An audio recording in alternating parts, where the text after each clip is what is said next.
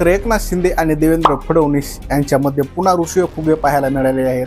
चैत्यभूमीवर डॉक्टर बाबासाहेब आंबेडकर यांच्या जयंतीच्या कार्यक्रमात उपमुख्यमंत्री एकनाथ शिंदे आणि उपमुख्यमंत्री अजित पवार यांना नियोजित भाषण करू देण्यात आलं नव्हतं। शिंदे यांनी चैत्यभूमीवर संताप व्यक्त केल्याचं समजलं जात आहे। कळू देत लोकांना कोण खच्चीकरण करतं हे अशा शब्दात त्यांनी संताप व्यक्त करत नाराजी उघड केलेली आहे। शासकीय कार्यक्रमाची रूपरेषा ठरवणारा राज्य शिष्टाचार विभाग भाजपकडे असल्याने शिंदे यांनी मुख्यमंत्री देवेंद्र फडणवीस यांचं नाव न घेता त्यांच्याकडून खच्चीकरण होत असल्याचा ठपका ठेवला आहे। शिंदे यांना आयत्या वेळेला भाषण करायला लावायचे किंवा भाषणाची तयारी केल्यावर करू द्यायचे नाही, अशा घटनांमुळे होणाऱ्या मानहानीमुळे शिंदे नाराज असल्याचे समजले जात आहे।